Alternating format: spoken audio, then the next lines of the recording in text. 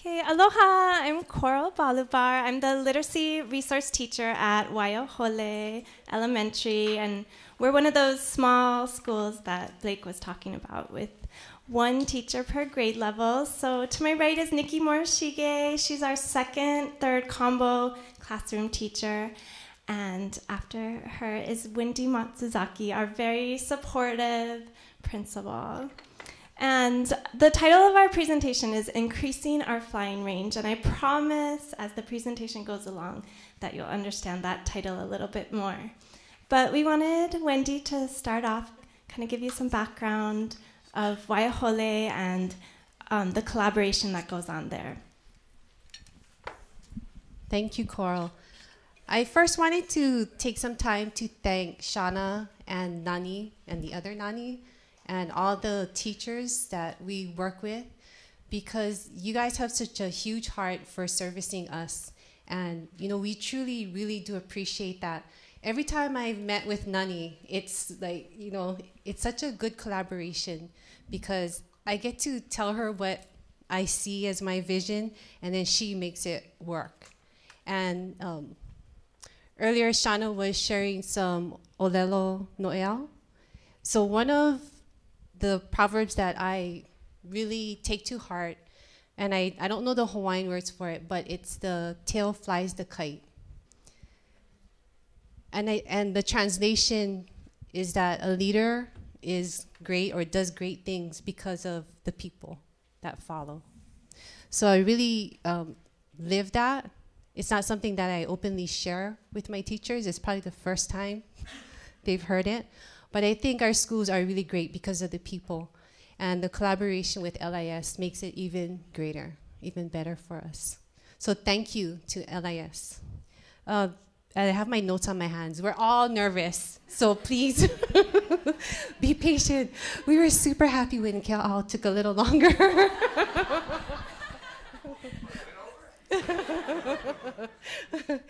Okay, so the other thing I wanted to mention is whenever we are invited to the partnership meetings, it's valuable time for principals to plan with our LIS staff. But also the imua is another important learning experience for us. And what we're going to share with you today at what we did at Waiāhole, it came from the imua last year, from teachers. I think they were from the Big Island. They're from the Big Island. So what we heard there at imua led to what we did at Waiāhole.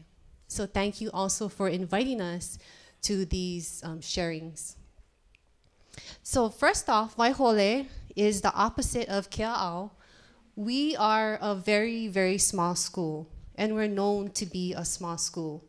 But our brand this year is, we're a small school, but we're after that big fish.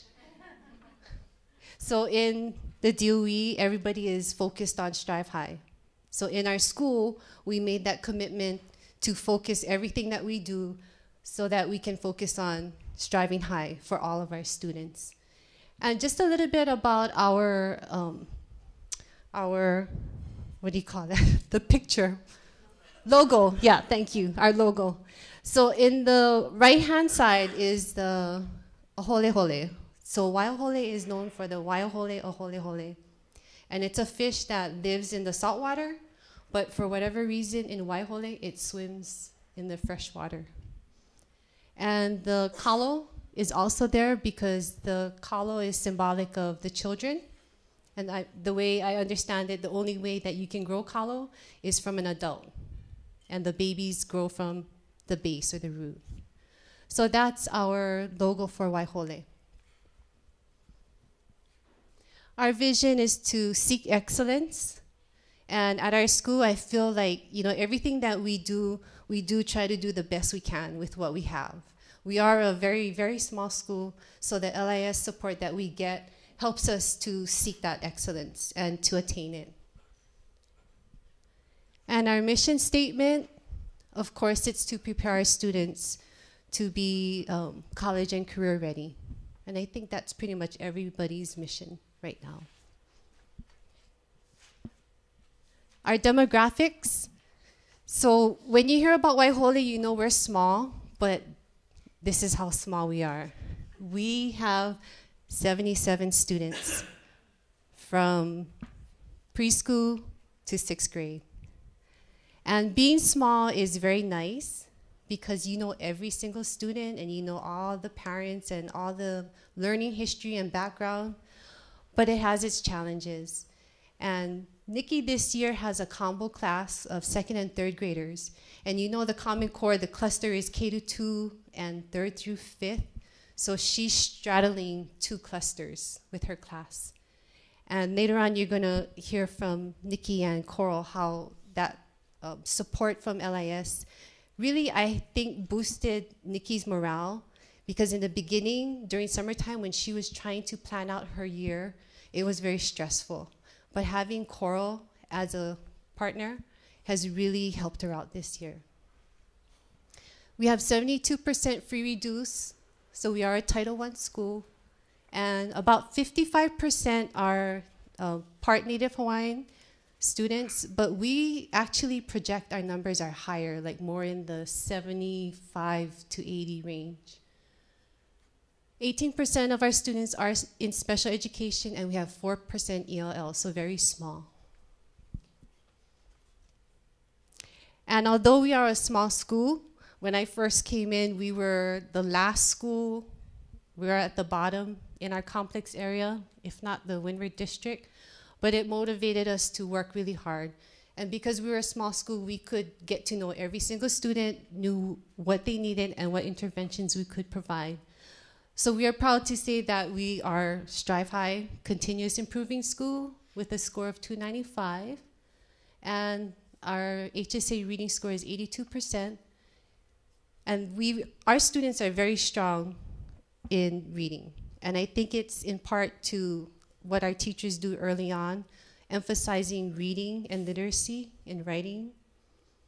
And what Shauna had mentioned earlier about, putting a lot of time into 3rd graders, because that's the pivotal time for reading literacy. We also believe that. So one of our best teachers, Nikki, is at that grade level. She's teaching 2nd and 3rd grade.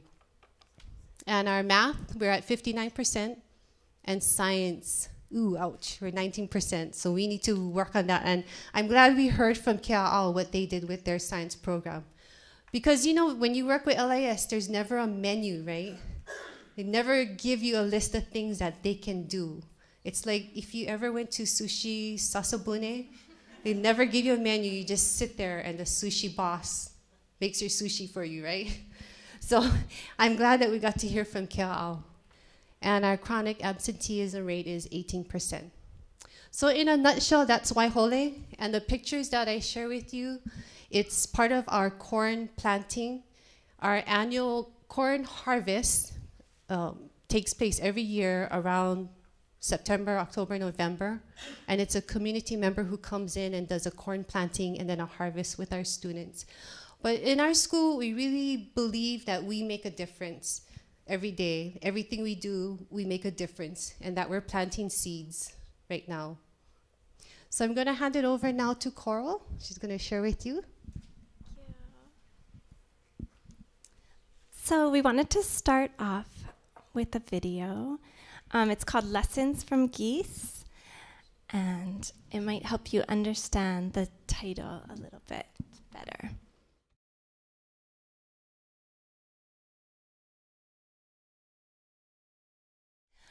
So if you could discuss at your tables with a partner or in a group, what struck you from the Lessons from Geese video, and how do you think the Lessons from Geese video really connects to that collaborative planning, collaborative instruction, and the collaborative assessment of student learning? Thank you. Okay, coming back up here, would anyone like to share some of their thoughts about the video?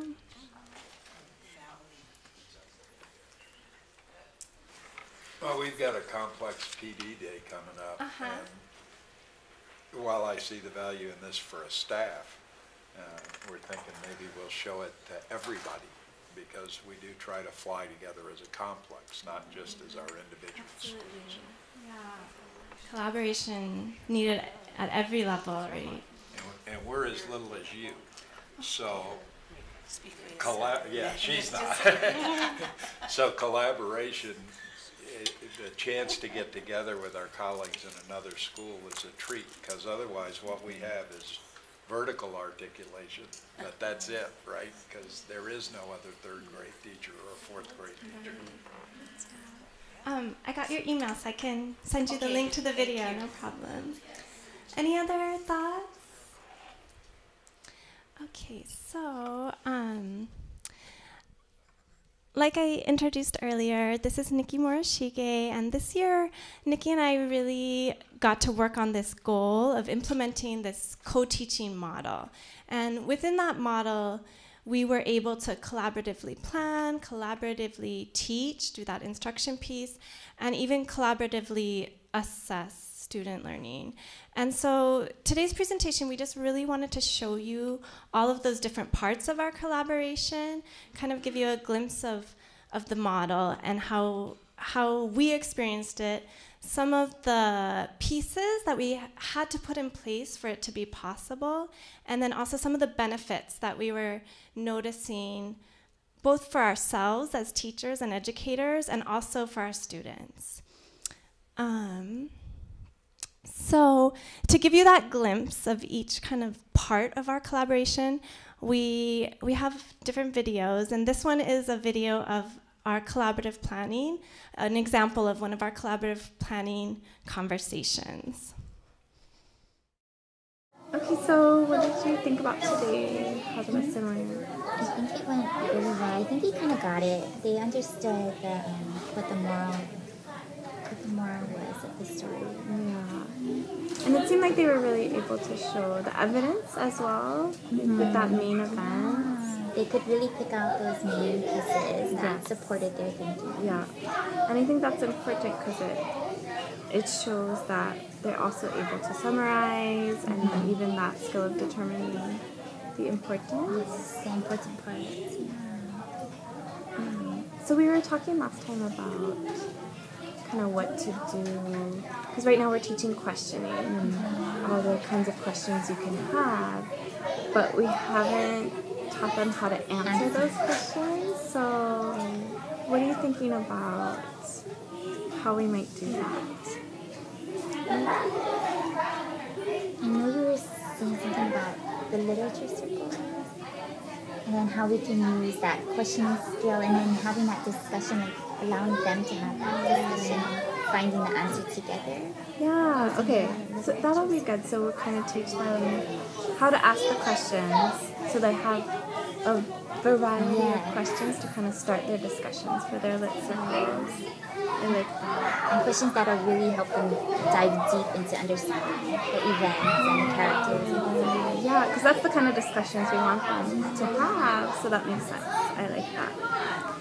Okay, so we've been working on that standard. The lit standard is it 2, right?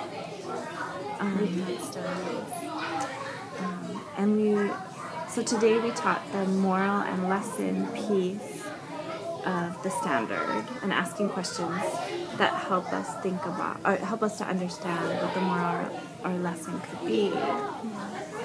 So the missing piece we have is that author's message or central message.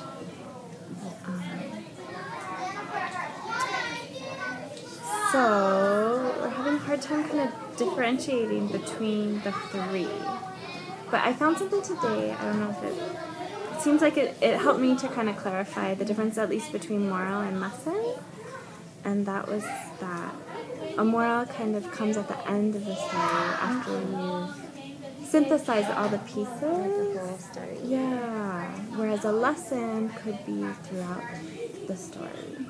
Okay, that makes sense. Yeah. That's kind of like the sharing today. Oh, right. Yeah. Right, because he had to read the whole story. And then his evidence was all the different pieces. Yes. So that would be like a moral. Right. Whereas Taylor's was a lesson because it was just that one event in the story. in the event where they were helping. Yeah. Okay, that makes sense. So now we have to think about what author's message means in comparison to those two.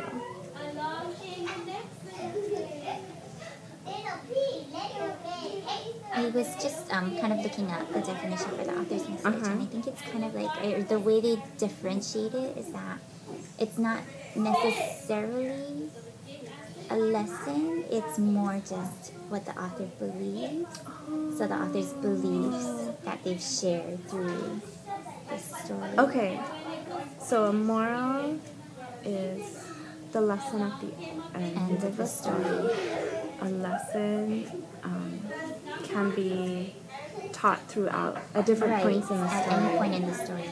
And a message is what the author believes. Something the author believes. Or like what you can take away, like what they want you to take away, or what they're trying to tell you that they believe in. I like that. Believe, so believes.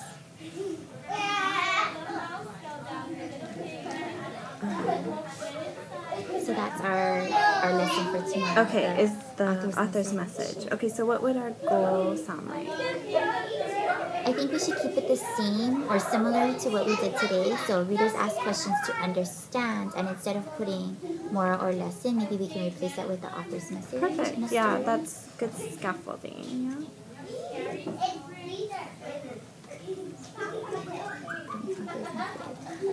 And then, so what would be our connection? How would we connect that lesson to what we included?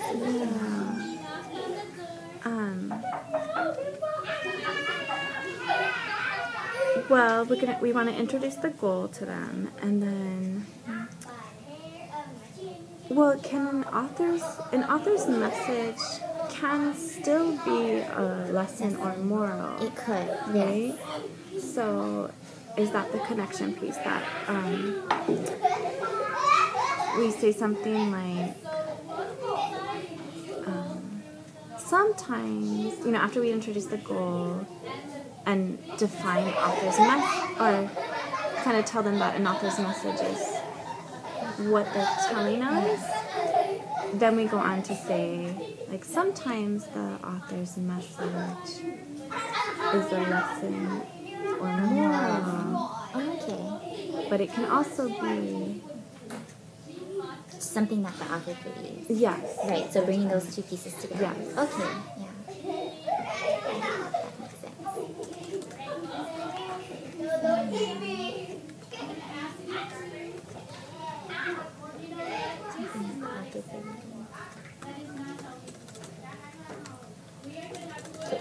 Okay. So for our model part, can you think of any good pieces of literature that would work? I think the kids would get Taki the Penguin. It's kind of like, that it's okay to be different. It's like that author's message in the story. I like that. Okay, so Taki the Penguin. Oh, and also Taki the Penguin kind of has, like, midpoint, you're kind of getting the message that it's okay to be different, that Taki's happy being his unique self. He's different, but it doesn't seem to bother him. Yes. He just does his own thing. Yeah. But then also, and so that would be the evidence, right? All the things Taki does that he's happy doing, that's different. And then there's also the piece at the end of the story. When he saves his companion. Yeah. And that's slightly different, right? Yeah. It's more about the friendship and taking care of one another, helping each other out. And accepting people's differences. Yes. Because just because they're different doesn't mean they can't be a good friend. Yeah. Okay. So then, that's perfect book for this then, because we'll have a model, and then they could do maybe the end. We could guide them through that process. The end would be the guided. So as you could see in that video, that planning time really is essential to the success of our co-teaching. And it's the time where we get a chance to talk together and reflect on our lessons, how it went, reflect on how our students are doing, analyze the standards. You saw us really breaking down, well, what does this piece mean, or what do these pieces mean, and what is it going to look like in our classroom? So fleshing out those units as well as the day-to-day lessons. And all of this planning is really to help ensure that what we do in the classroom is cohesive, that we're both on the same page and using the same language, as well as effective for the students. And having said that, then having that time to plan is very essential. And we were lucky enough to have the support of Wendy, our principal, who gave us that time during the day to collaborate. And then later on, the schedule changed a little bit, where we were then able to have Kali'imamo come in with our students. But again, just having that time to plan and really work together to talk about what our lesson is going to look like in the classroom, that was really important. And really, along with that protected planning time, something that had to be in place was really Nikki's willingness to collaborate and to open her classroom to me, and just be on board with the model. Another essential piece was that open communication between Wendy, myself, and Nikki. So even as early as last spring, we actually all sat down and met, and Wendy kind of shared her vision of what the co-teaching model would look like, what she believed it would look like. And then at the beginning of this year, Nikki and I sat down to just kind of discuss our expectations and come up with some of those shared agreements for the model. So as Nikki talked about, and hopefully you could see in the video, one of the biggest benefits of having those collaborative planning sessions is the deep analysis of those standards. We talk about each word sometimes, and what does that mean? And we really share our perspectives, but we're both there. We're both there to really get to some common understanding of the standards, which really leads to that scaffolding for the students. We really break it down, deconstruct those standards, and break it down to meet our students' needs. Another big piece is that sharing of knowledge, of strategies, resources, everything from children's literature. I've learned about so many new books to read to children because of Nikki, to questioning strategies, management strategies. There's just so much that we've been able to share with each other during those times. And really that leads to just having a bigger toolbox to pick from when you have to problem solve and when you have to figure out how are we going to help these students. Connecting to Danielson's framework, I'm sure a room full of principals, you're all maybe sick of hearing that, but connecting to that domain 4 of Danielson's principles, we really feel like the collaborative planning piece has really supported our professional growth as well. Every day we listen to each other's ideas and we accept each other's ideas. And this is probably a big one. Every day we have to figure out how to articulate our own thinking, how to share all this that's going on up here. And then another piece, and Wendy mentioned this at the beginning of the presentation, it's been so energizing for both of us, I think, just to be excited again and plan with someone and get excited about what we're going to do next and have someone to have those deep conversations with and be able to bounce ideas off of. So it's really been energizing and motivating.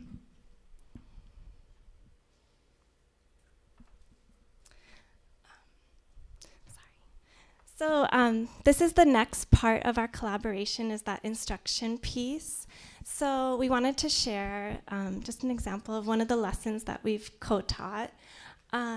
If you could watch the video and consider maybe the pieces that were needed to be put into place to make it possible, as well as any possible benefits that you see happening from collaborative instruction. Here's what we're working on today. We're working on this goal. It says readers ask questions to understand a character's point of view. Let's say it together. Ready, go. Readers ask questions to understand a character's point of view. And I What's a point of view? I know what it means. Perfect. Perfect. Hold on, hands down for just a little bit. I love that you're asking what's a point of view. We've been working a lot on questions, and today we're really going to focus in on asking questions to understand our characters better, Hannah. And one kind of question we can ask about our character is to think about their point of view. And a point of view is how a character thinks and feels about something. Like a Morishige or a tree. It could be how they feel about something that happens in the story. So what do they think about this person? Or what do they think about what's happening? How does the character feel about what's happening? Okay? Okay, so today I'm going to read Fly Away Home. And as I read, I want you to Where are they going? I love how you're asking questions already, Renee. Well, I'm going to be asking questions too. My questions Where are they? I really want to focus. I really want to focus my questions and make sure that my questions are helping me to understand a character's point of view, how that character feels, or what that character thinks about an event or something that happened in the story. I got 5 questions already. Also, if you have those questions, you could just keep them on your list, okay, as we read. Fly Away Home by Eve Bunting. And I know we've been reading a lot of books by The Eve Bunting. connection. Smoking I... Oh no, you weren't there. My dad and I live in an airport. Why? That's because we don't have a home. And the airport is better than the streets. We are careful not to get caught. You know what? Right away, I have a question. I'm wondering, Satani, about how this little boy feels about living in the airport. So I'm going to go ahead and put that thinking down on my sticky. So question, so I'm going to put QU. I'm going to put today's date. The line to separate my question from my evidence. My question, I can always use these sentence frames to help me. So I'm going to use this one. How You can use the blue pen. How does, and the character is the boy Feel about living in the airport. about, thank you Jacob, what is about, and the event, or what's happening, is that they're living in the airport. Living in the airport. You know, living is not a real, is not article for anything because it can say live or live. Thank you. How, my question Jacob, is how does the boy feel about living in the airport? My evidence, Satani, is what happened in the story that got me thinking about that question. And the event. Because you That got don't me have to get it thinking. from one single page. You can read on. You're right, Jacob. But for this one, the evidence that got me thinking about that question is the event of them living in the airport.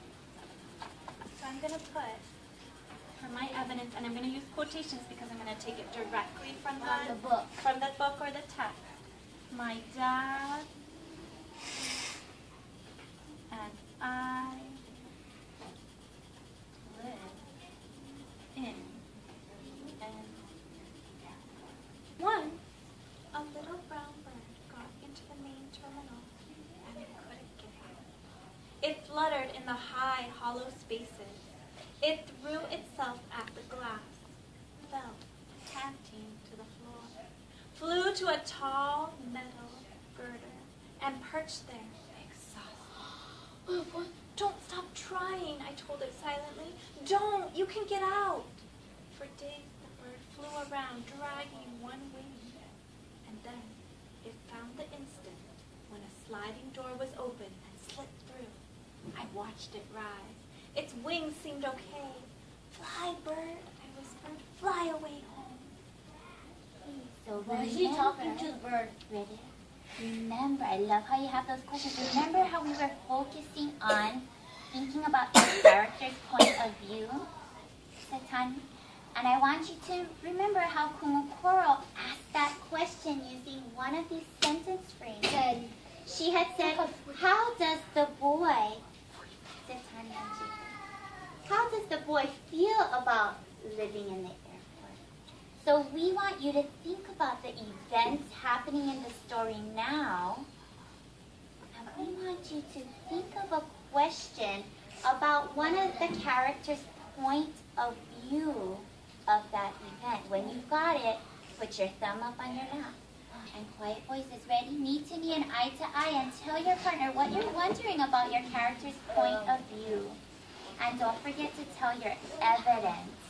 What event made you think of that question? Watch that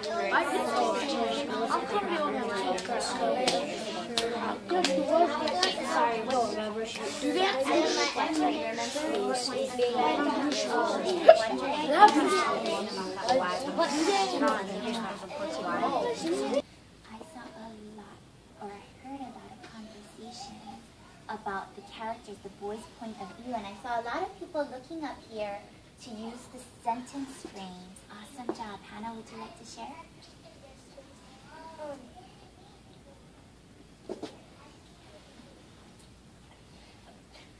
My question was that, what does the boy think about the bird flying away?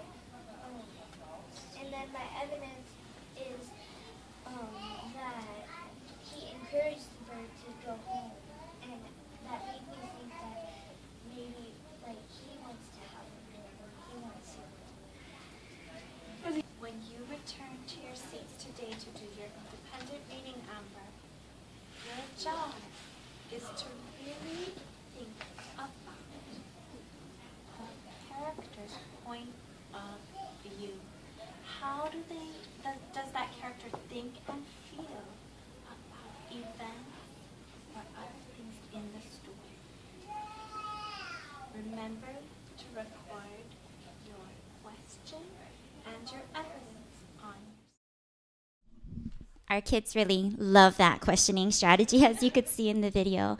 What we also hope that you could see in our video was that there is a planned structure.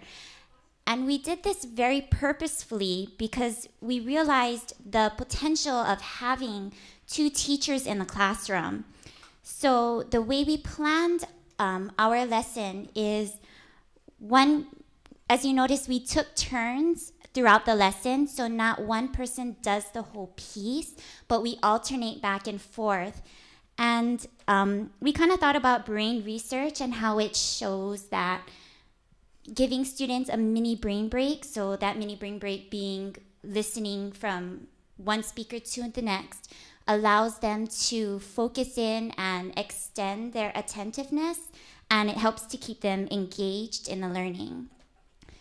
Another structural piece that we included was having both of us in the classroom allowed us to really reach more students at once. So we came up with the conference schedule that is up here on the screen, where we meet with the students one-on-one, and we're able to meet with more students at a time with both of us. And that same idea goes along with our guided reading groups, that we're able to do multiple groups at a time and reach all of our learners. But I'd like to say that, this co-teaching really has been more than just having more bodies in the room.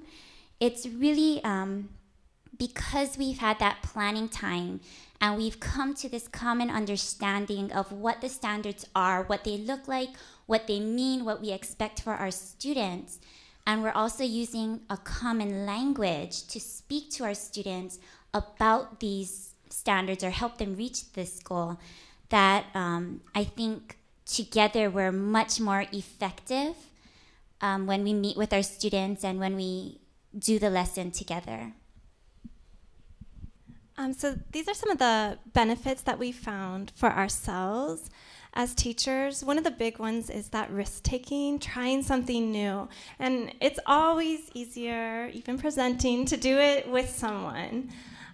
So some of the new approaches we've been working on is those literature circles and close reading. So really being able to take those risks because you have someone with you. And also those risks we feel like are more likely to be successful because we've kind of vetted them through each other. We've talked it out, we've problem solved, and we've figured out any misconceptions that our students might have and kind of planned those before we've actually implemented them.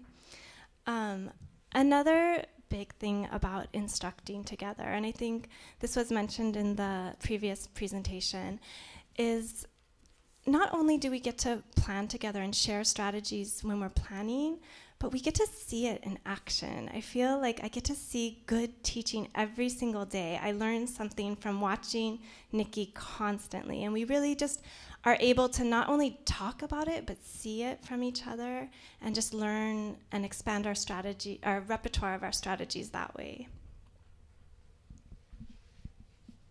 And not only are there benefits, of course, for us, but for our students as well. So as we mentioned, that lower student-to-teacher ratio, we're really able to reach more students at once. And then doing the flexible grouping and the differentiated instruction through our guided reading groups. And also that increased rigor or being able to reach more students, because we have that common understanding of what our goal is, we really support one another in our lessons. So sometimes that means if I'm doing a part and maybe I've missed out on something, I left out something that was really important for the students to know, Coral comes in and is able to clarify or extend whatever it is that we're talking about. And we really work together to really foster or help bring out the best in our students. And of course, that increased engagement, getting those brain breaks for the students as they listen back and forth between us. And we also are a model of collaboration. And this was one I actually didn't think about previously, but one of our students, and I forget what the conversation was about, but something about having to work together, and we're always gonna have to work together even as adults. And one of our students actually said, oh yeah, just like Kumu Coral and Miss Morishige, and they work really well together. So it's nice to be that model of collaboration for our students. Okay, so this is that final piece, that collaborative assessment. So again, if you could watch the video, and actually, so you'll see different clips in here. So one piece is our assessment of student learning in the classroom. And then there's also the conversation, the data-driven conversation that happens afterwards.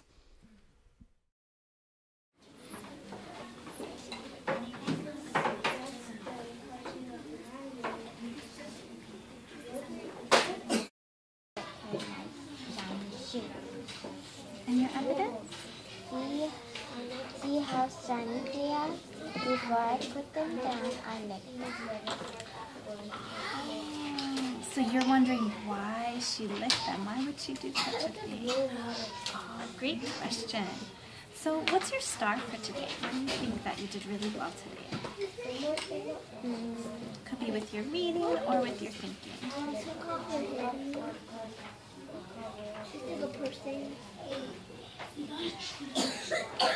I noticed that I was asking questions. Yeah, you're asking questions as you read, and that's definitely what good readers do.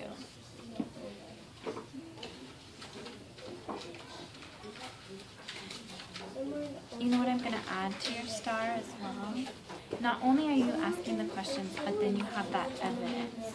You show where that thinking came from. So I'm going to put evidence as your star too. What about your stare, Jenny? What's something that you want to work on?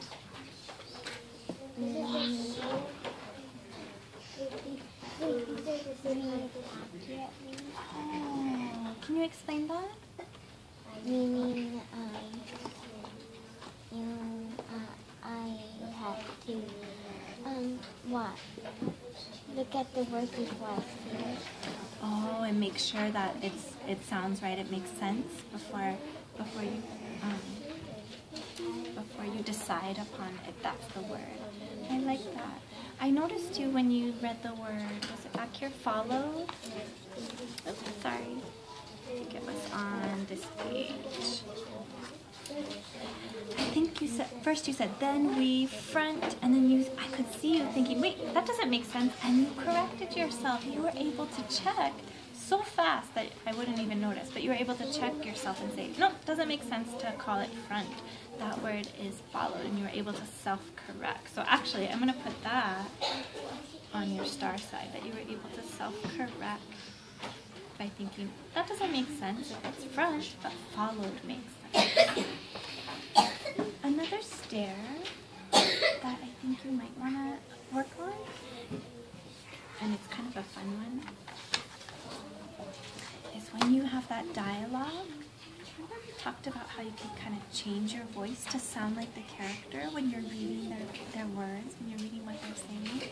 So you can change their voice so that you can sound like Junie B. Jones, or you can sound like Jim. So,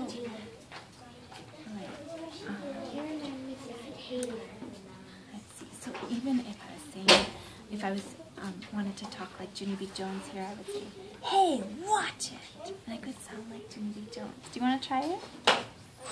Go ahead. Hey, watch it, you dumb Jim. I hollered at him. Perfect. So I'm just going to put that you can read like a character. You can read their words like the character. You can change your voice. Read like character, change your voice.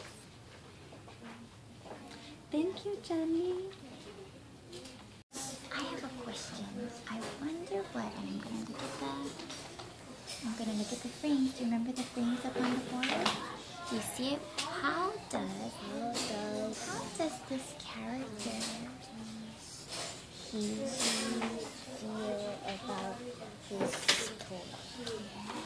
How does he feel about his toy? Or even, how does he feel about his sister? Good question. How does he feel about his sister? Mad. What your stars are? What is it that you're doing well with them?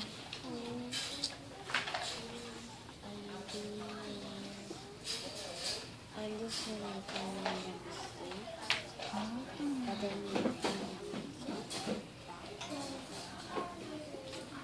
So you're doing well. If it doesn't sound right, then I have to read it again. Reread when it doesn't sound right. I like that. I agree, Brookie. I like how we stopped over there and we said, that didn't sound quite right, so we had to read it again. Reread when it doesn't make sense. And I'm going to agree.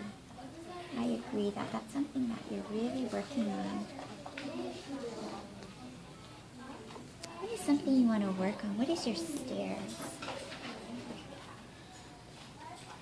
My stairs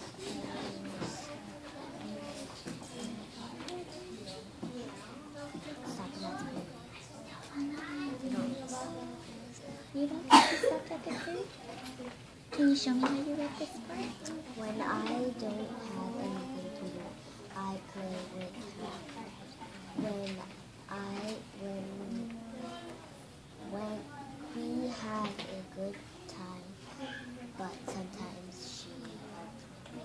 I heard you pausing at the periods. You want to make sure you really remember to pause at the periods. Is that what you're saying? You know what I was wondering if we could work on? When we read, I want you to notice. We're kind of going along with the periods, but also reading it with expression. This is my sister. She's not so bad. Did you hear how I read it a little bit? She's not so bad. You want to try it? No, this is my sister. She's not that bad. She's not so bad. Good. So reading it with changing your voice a little bit. Changing your voice for certain parts, for expression. I think they are doing it. more independently? I think so. I think it's that reminder, though, of sometimes having to be aware, pay attention to it. Because, like for Deja, when I was moving with her, she hadn't done it. She read 3 pages to me and didn't do anything. And I didn't really say anything. And then I stopped her and I said, okay, now you need to go back. And I want you to, I bet you have a lot of questions, but now we need to notice that we're having these questions. Yeah. And so actually those parts that I was thinking she would catch on, or the parts that she would have questions about, she picked those up on her own the second time around. Oh, okay. Yeah, good. without me having to say anything. So I told her, oh, read in your mind, because I already heard her read out loud, and just focus on the questions. So, yeah, picking up on those phrases that didn't make sense. Oh, good. Yeah. So she noted that. I wonder if we should remind them before we have them read to us in a conference that we want to hear their thinking too. Because I wonder if some of them are just reading because that's what they think we're there for, is just to hear them read and not so much for thinking. Just when you said that, I was thinking maybe. I think you're right. I think we need to remind them. So maybe we can do that tomorrow. Just remind students that we conference with that we want to hear their thinking along with their reading. So that was kind of snapshots of our assessment pieces, and this was another very important piece that we had to have in place in order for our co-teaching to be effective. And those are some of the common assessments that we do. And if you noticed in our conferences, just like how we planned everything else, we even planned that kind of language that we use with the students, because we do both meet with the same students throughout the week. So using those words like the stars and the stairs, and things like that. What excites me about collaborating together, with these assessment pieces is how much they've changed through our collaboration. So at the beginning of the year, although we might have had these very same assessment pieces in place, they looked very different than what you just saw. And like if you can see that sticky up there, and it was through that conversation and sometimes even going, Coral, something's missing, but I don't know what it is. And then starting that conversation of, well, what more do we want our students to do? What are the expectations? And for example, like I mentioned before, that sticky, adding in that piece of evidence, really, I think through our conversation, we decided that's something we wanted to make sure that they added, making sure that their thinking was supported by what's said in the text. And through our collaboration, again, we've seen the students really blossom. Their thinking has really grown. And yeah, again, it was through our collaboration about those assessment pieces. What are they going to look like? What's working, what's not working, and how does this need to change? So these are some of the benefits that we found, and the big one is the data. So there's more bodies in the classroom, so we're of course able to collect more data. But it's not just about more data, it's really about that quality piece. Because we have that common understanding of what we're looking for and what we expect from the students, we're able to collect data that's really of quality. And similarly, with the data-driven conversations, we're equally knowledgeable of our students, of what's going on in the classroom. And so we're able to come to those conversations with all of this knowledge of the students, but also have that that different perspective piece. So we're able to have these conversations that are really, really rich. And of course you can ask another adult to come in and collect data. And of course you can talk to another teacher about your data. But having that common understanding and that shared knowledge of the students really made our assessment piece valuable. And what made it so valuable is that it really led to that data-driven instruction, where we're looking at what students are doing. Like you saw in the video, we were seeing, oh, they're not telling us about their thinking. They're not sharing that thinking piece. Does that mean that they're not doing it? And we problem solved. We figured out a way to address that. And then another big piece that we've noticed in our assessment is that there's really been significant student growth in their guided reading levels. We try to assess them very regularly, which we can do because we're both in there, and we've seen a lot of growth from them. So we leave you today thinking about your own school context, thinking about some of the information that was presented today, and this quote. By flying in a V formation, the whole flock adds 71% extra flying range. Thank you.